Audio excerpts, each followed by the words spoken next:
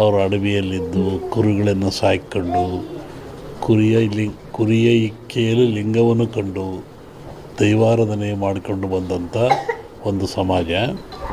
ಪ್ರಕೃತಿಯ ಮೇಲೆ, ಗಾಳಿಯ ಮೇಲೆ, ಭೂಮಿಯ ಮೇಲೆ ಅವರು ಅಡವಿಯಲ್ಲಿದ್ದ ಕಂಡದ್ದು, ತಿಳಿದದ್ದು, ನೋಡಿದ್ದು, ಅನುಭವಿಸಿದ್ದನ್ನು ಹೇಳ್ತಾ ಬಂದಿದ್ದಾರೆ. ಅದು ಕುರುವಿನ ರಟ್ಟು, ಕೆಲವು ಕಡೆ ಕುರುಬು ರಟ್ಟು ಅಂತಾರೆ. ಅದು ಕುರುಹಿನ ರಟ್ಟು, ಮುಂದೆ ಏನಾಗ ಕುರು ಅಂತ ರಟ್ಟು ಅಂತಕ್ಕಂಥದ್ದು. ಹಾಲು ಕೆಟ್ಟರು ಹಾಲು ಮತ್ತು ಸಮಾಜ ಕೆಡಲ್ಲ ಅಂತಾರೆ. ಹಕ್ಕ ಬುಕ್ಕರು ವಿಜಯ ಸಾಮ್ರಾಜ್ಯವನ್ನು ಕಟ್ಟಿದರು. ಇದು ಹೇಳೋ ಉದ್ದೇಶ ಏನು ಅಂತಂದರೆ, ಇವತ್ತು ಆಲಮತ ಸಮಾಜದವ್ರ ಕೈಲಿ ರಾಜ್ಯದ ಅಧಿಕಾರ ಇದೆ.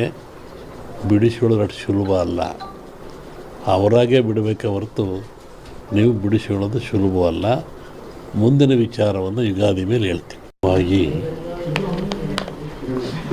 ಒಂದು ಭವಿಷ್ಯದ ಚಿಂತನೆ ಏನು ಅಂದರೆ, ನಮ್ಮಲ್ಲಿ ಎರಡು ಭಾಗ ಮಾಡ್ತಾರೆ. ಒಂದು ಸಂಕ್ರಾಂತಿಯ ಭವಿಷ್ಯ, ಇನ್ನೊಂದು ಯುಗಾದಿಯ ಭವಿಷ್ಯ. ಸಂಕ್ರಾಂತಿಯ ಭವಿಷ್ಯ ರಾಜರಿಗೆ, ಮಹಾರಾಜರುಗಳಿಗೆ, ದೊಡ್ಡ ದೊಡ್ಡ ವ್ಯಾಪಾರಸ್ಥರಿಗೆ ಮತ್ತು ಅನೇಕ ಘಟನೆಗಳು ಬರುವಂಥದ್ದು ಸಂಕ್ರಾಂತಿ ಪುರುಷನ ಮೇಲೆ ಹೇಳುವಂಥದ್ದು. ಇದು ಯುಗಾದಿ ಮೇಲೆ ಬರುವಂಥದ್ದು ಯಾವುದು ಅಂದರೆ ಚಂದ್ರಮಾನ ಯುಗಾದಿ. ಚಂದ್ರನನ್ನು ಆಧಾರವಾಗಿರಿಸಿಕೊಂಡು ಮಳೆ, ಬೆಳೆ, ನಾಡಿನ ಸುಭಿಕ್ಷತೆ, ಆಗುಹೋಗುಗಳು, ರಾಜರು, ಆಳ್ವಿಕೆಗಳು, ಅವಘಡಗಳು, ದುಃಖ ದುಮ್ಮಾನಗಳು, ಸಂತೋಷಗಳು, ಇದ್ರ ಮೇಲೆ ಹೇಳುವಂಥದ್ದು ಯುಗಾದಿಯ ಸಂವತ್ಸರ ಫಲ ಅಂತ. ಇನ್ನೂ ಒಂದು ತಿಂಗಳು ಲೇಟ್ ಇದೆ ಯುಗಾದಿ. ಅದರಿಂದ ಆ ಫಲಗಳ ಹೇಳೋದು ಸ್ವಲ್ಪ ಕಷ್ಟ. ಈಗ ನೀವು ಕೇಳುವಂಥದ್ದು ಏನು ಅಂತಂದರೆ, ಮಳೆ ಬೆಳೆಗಳು, ಆರೋಗ್ಯ ಮುಖ್ಯವಾಗಿ. ನಮ್ಮ ದೃಷ್ಟಿಯಲ್ಲಿ ಕರ್ನಾಟಕಕ್ಕೆ ಬರುವ ಸಂವತ್ಸರದಲ್ಲಿ ಯಾವುದೇ ವಿಧವಾದ ತೊಂದರೆ ತಾಪತ್ರಯಗಳಿಲ್ಲ. ಮಳೆ ಬೆಳೆಗಳು ಚೆನ್ನಾಗಿ ನಡೀತವೆ, ಸುಭಿಕ್ಷತೆ ಇರ್ತದೆ ಮತ್ತು ನಾಡಿನಲ್ಲಿ ಯಾವುದೇ ಕೊರತೆ ಕಾಣ್ತಾ ಇಲ್ಲ. ಯುಗಾದಿಯ ನಂತರ ಕರ್ನಾಟಕದ ಬಗ್ಗೆ ಮತ್ತು ಜಾಗತಿಕ ಬಗ್ಗೆ ಭಾಳ ಅಜಾಗರೂಕತೆ ಇದೆ, ತೊಂದರೆ ಇದೆ. ಹೋದ ವರ್ಷಕ್ಕಿಂತಲೂ ಹೆಚ್ಚಿನ ಭೀಕರತೆ ಕಾಡುವ ಲಕ್ಷಣ ಇದೆ. ಅದನ್ನು ಯುಗಾದಿ ನಂತರ ಹೇಳ್ತೀನಿ. ಇತ್ತೀಚಿನ ದಿನಗಳಲ್ಲಿ ಎಲ್ಲರೂ ನೋಡಿದಂಗೆ ಭೂಕಂಪಗಳು ಹೆಚ್ಚಾಗ್ತಾ ಇದ್ದಾವೆ. ಇದನ್ನು ಒದರಿಸುವೆ ಹೇಳಿದ್ವಿ ನಾವು. ಇದನ್ನು ಭೂಕಂಪಗಳು, ಭೂಮಿ ಅಗಲತಕ್ಕಂಥದ್ದು, ಜನರಿಗೆ ಸಾವು ನೋವು ಆಗ್ತಕ್ಕಂಥದ್ದು, ಕಟ್ಟಡಗಳು ಬೀಳ್ತಕ್ಕಂಥದ್ದು, ಇದು ಮುಂದುವರಿದ ಜೊತೆಗೆ ಭೂ ಸುನಾಮಿ, ಜಲ ಸುನಾಮಿ, ಬಾಹ್ಯ ಸುನಾಮಿ ಅಂತ. ಇಲ್ಲಿವರೆಗೂ ಬರೀ ಜಲ ಸುನಾಮಿ ಆಗ್ತಾಯಿತ್ತು.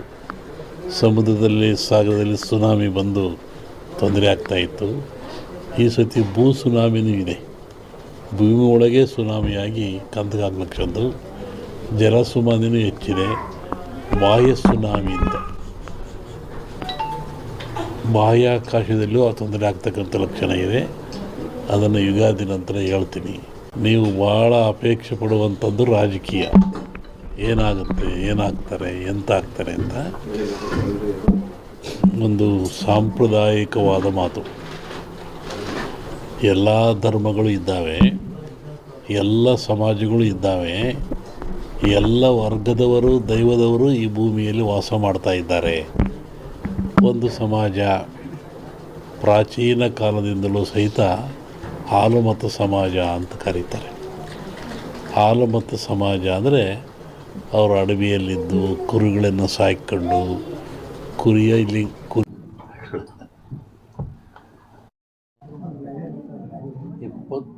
ದಿವಸ ಹಿಂದೆ ನಾನು ಧಾರವಾಡದಲ್ಲಿ ಹೇಳಿದ್ದೆ. ನಾನು ಈ ಥರ ಮಳೆ ಆಗುತ್ತೆ, ಭೂಮಿ ಕಂಪಿಸುತ್ತೆ, ಗುಡ್ಡಗಳು ಬೀಳ್ತವೆ, ಜನಗಳು ಸಾಯ್ತಾರೆ, ರೋಗ ರುಜಿನಗಳು ಹೆಚ್ಚಾಗ್ತವೆ.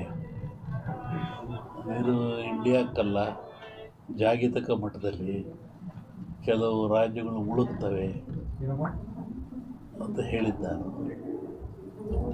ಈಗ ಅದರ ಪ್ರಕಾರವಾಗಿ ನನ್ನ ಲೆಕ್ಕ ಇನ್ನೂ ಅಮಾವಾಸ್ಯೆವರೆಗೆ ಇರ್ತದೆ. ಅಮಾವಾಸ್ಯೆ ನಂತರ ಮತ್ತು ಬೇರೆ ಭಾಗದಲ್ಲಿ ಹೋಗ್ತದೆ ಅದು. ಒಟ್ಟಿಗೆ ಇದು ಕ್ರೋಧಿನಾಮ ಸಂವತ್ಸರ. ಕ್ರೋಧನ ಸಿಟ್ಟು ಅಂತ ನಮ್ಮ ಹಿಂದೂಗಳ ಪ್ರಕಾರವಾಗಿ. ಇದರಾಗ ಒಳ್ಳೆಯದು ಕೆಟ್ಟದಿದೆ. ಒಳ್ಳೆಯದಕ್ಕಿಂತ ಕೆಟ್ಟದೇ ಜಾಸ್ತಿ ಪ್ರಾಕೃತಿಕವಾಗಿ. ಹಾಗಾಗಿ ಪ್ರಾಕೃತಿಕ ದೋಷ ಇದು ಮುಂದುವರಿಯುತ್ತೆ. ನನ್ನ ಲೆಕ್ಕದಲ್ಲಿ ಅಮಾವಾಸ್ಯೆವರೆಗೂ ಒಂದು ಭಾಗದಲ್ಲಿ ಕಮ್ಮಿ ಆಗ್ತದೆ, ಅಮಾವಾಸ್ಯೆಗಳು ಮತ್ತೊಂದು ಭಾಗದಲ್ಲಿ ಜಾಸ್ತಿ ಆಗ್ತದೆ. ಇದು ಇಂಡಿಯಾಗೆ ಅಂತೆಲ್ಲ ಹಲವರು ವರ್ಲ್ಡ್ ಹೇಳ್ತಿರೋದು. ನಾನು ಹೇಳಿದ್ನಲ್ಲ, ಜಲಕಂಟಕ ಇದೆ, ಎಲ್ಲ ಡ್ಯಾಮ್ಗಳು ತುಂಬ್ತವೆ ಅಂತ ಹೇಳಿದ್ದೆ ನಾನು. ಇದೆಲ್ಲ ನಡೆದಲ್ಲಿ ಹೇಳಿದ 20 ದಿವಸ ಧಾರವಾಡದಲ್ಲಿ ಹೇಳಿದ್ದು ನಾನು. ಇದು ನಡೆದಿರೋದೆಲ್ಲ ಅದೇ ಅನಿಷ್ಟ ಜಾಸ್ತಿ. ಆಮೇಲೆ ಕರ್ನಾಟಕ ಪೊಲಿಟಿಕ್ಸು. ಒಬ್ಬ ಸನ್ಯಾಸಿ ತಪಸ್ಸಿ ಕೂತಿದ್ದಂತೆ. ಒಬ್ಬ ಬೇಡ ಒಂದು ಜಿಂಕೆ ಬಂದಂತೆ ಕೊಲ್ಲಕ್ಕೆ ಅಂತ. ಅವನ ಮುಂದೆ ಹೋಯ್ತಂಥದ್ದು ಜಿಂಕೆ. ಅವನು ಬೇಡ ಬಂದ, ಏನು ಸ್ವಾಮಿ ಇಲ್ಲಿ ಜಿಂಕೆ ಓತ ಅಂತ ಕೇಳಿದ. ಇವನು ಹೇಳಿ ಕೇಳಿ ಸನ್ಯಾಸಿ ಅವನಂದ, ಈ ಓತು ಅಂತ ಹೇಳಿಬಿಟ್ರೆ ಕೊಂದು ಬಿಡ್ತಾನೆ, ಆ ಕೊಂದು ಪಾಪ ನನಗೆ ಬಂದುಬಿಡುತ್ತೆ. ಇಲ್ಲ ಅಂತೇಳಿದ್ರೆ ಸುಳ್ಳು ಹೇಳಿದ ಪಾಪನೂ ಬರುತ್ತೆ ನನಗೆ, ಏನು ಮಾಡೋದು ಅಂತ ಯೋಚನೆ ಮಾಡಿದ್ದಂತ ಅವನು. ಆಮೇಲೆ ಮತ್ತೆ ಅವನ ಆಸೆ ಕೇಳಿ, ಎಲ್ರಿಗೊಂದು ಹೇಳ್ರಿ ಇದ್ರಿ ಸ್ವಾಮಿಗಳು ಇಲ್ಲೇ ಓತಲ್ಲ. ಅದಕ್ಕೆ ಅವನು ಸನ್ಯಾಸಿ ಹೇಳಿದಂತೆ, ಯಾವುದು ನೋಡ್ತು ಅದಕ್ಕೆ ಮಾತಾಡೋಕ್ಕೆ ಬರಲ್ಲ, ಯಾವುದು ಮಾತಾಡ್ತು ಅದು ನೋಡಲಿಲ್ಲ, ಏನು ಮಾಡಪ್ಪ ನಾನು. ಕಣ್ಣು ನೋಡ್ತು, ನಿನಗೆ ಕಣ್ಣೇ ಹೇಳಬೇಕು ಓತು ಅಂತ, ಅದು ಮಾತಾಡಲ್ಲ. ಆದರೆ ನ್ಯಾಲಿಗೆ ಮಾತಾಡುತ್ತೆ, ಅದು ನೋಡಲಿಲ್ಲ, ನಾನೇನು ಮಾಡೋಣ ಅಂತ. ಹಂಗೆ ಈ ರಾಜಕಾರಣ ಹೇಳ್ಬೇಕಾದ್ರೆ ನಾವು ಹುಷಾರಾಗಿ ಹೇಳ್ಬೇಕಿದ್ರಲ್ಲಿ. ಇನ್ನೂ ಒಂದು ಹೇಳಿದ್ದು ನಾನು 20 ಹಿಂದೆ, ಮಹಾಭಾರತದ ಸನ್ನಿವೇಶ ತಗೊಂಡು ವೀರನಾಗಿರ್ತಕ್ಕಂಥ ಅಭಿಮನ್ಯುವನ್ನು ಕಾರಣ ಎಲ್ಲ ಸೇರಿ ಆ ಬಿಲ್ಲಿನ ದಾನವನ್ನು ಕಟ್ಟು ಮಾಡಿ ಅವನು ಮೋಸದಲ್ಲಿ ಕೊಲ್ತಾರೆ ಅಂತ.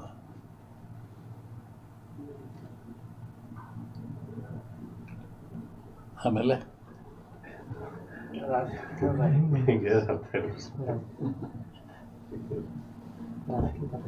ಸಂಸತ್ನಲ್ಲಿ ಅದನ್ನೇ ಅಂದಾರ, ರಾಹುಲ್ ಗಾಂಧಿ ಅದನ್ನೇ ಅಂದಾರ ಸಂಸತ್ನಲ್ಲಿ. ರಾಷ್ಟ್ರ ರಾಜಕಾರಣದ ಬಗ್ಗೆ ಹೇಳೋದಾದ್ರೆ, ಅಲ್ಲೂ ಮಹಾಭಾರತದಲ್ಲಿ ಕೃಷ್ಣ ಇದ್ದ ಅಂತ ಭೀಮಿಗೆದ್ದ, ದುರ್ಯೋಧನ ಸೋತ. ಇಲ್ಲಿ ಕೃಷ್ಣ